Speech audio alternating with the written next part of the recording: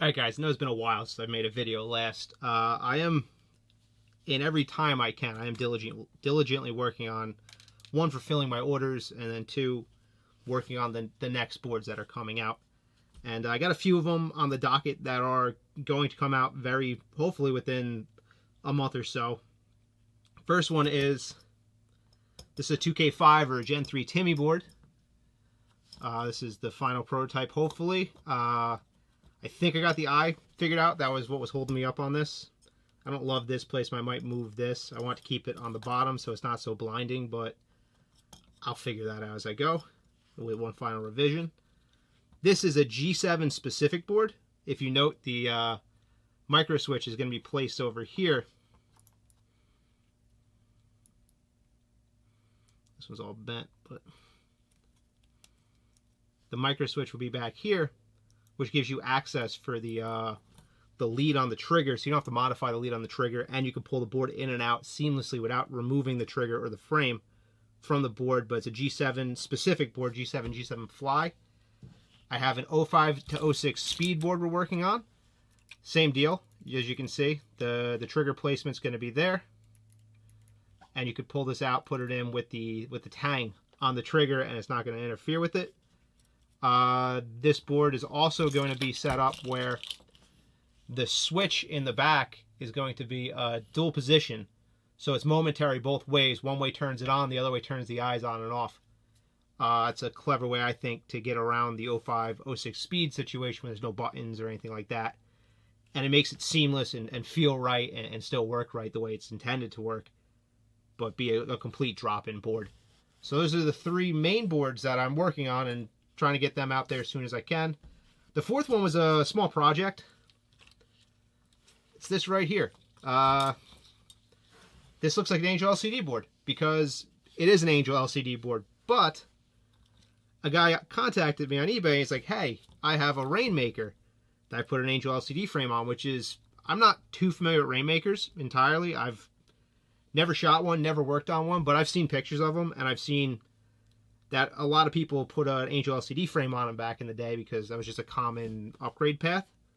But he asked if he could get one that has a lot more dwell, because they need 50, 55 milliseconds of dwell, a Rainmaker apparently. I think it's a Nelson, like a Nelson valve marker if I remember correctly, but it's just automated. But I'm not sure. And I said, yeah, I could definitely up the dwell. And he said that it's going to take like a Mac 43, which is this kind of solenoid here, which takes a lot more power than an Angel solenoid. So normally you would wire a capacitor in line with your battery when you're dealing with these bigger solenoids, so it doesn't drain all of the power from the battery draw, and you can't get it into the and basically you shut your board off because it just drains too much from the battery with these bigger solenoids, these more power hungry solenoids. So I'm like, so I said to him, if you can give me a couple weeks, I'll make a board where I can put two leads directly on the board itself, so we can solder in a capacitor on the board. I think I'm going to use a bigger capacitor, but I was just using this one to test, and it works with this.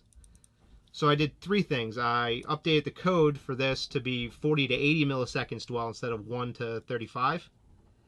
I put a spot where I could solder a capacitor directly to the board so it's not dangling off the wires or anything. It just folds in neatly.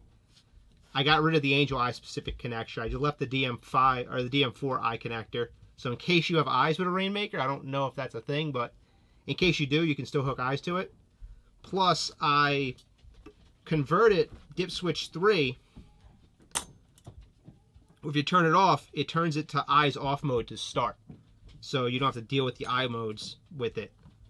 And, wrong way. And yeah.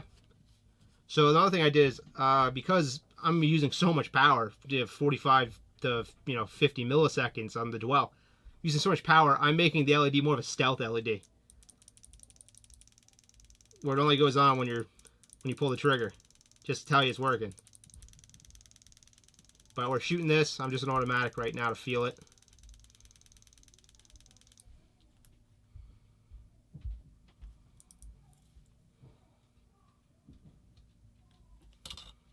And yeah, besides that, it's a conventional LCD board. That's why this one was so easy for me to do.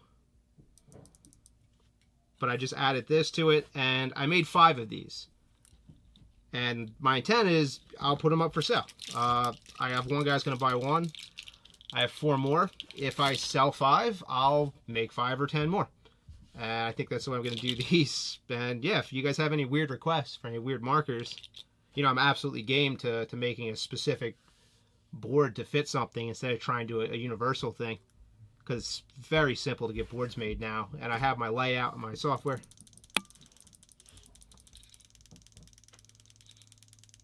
Change the wrong mode.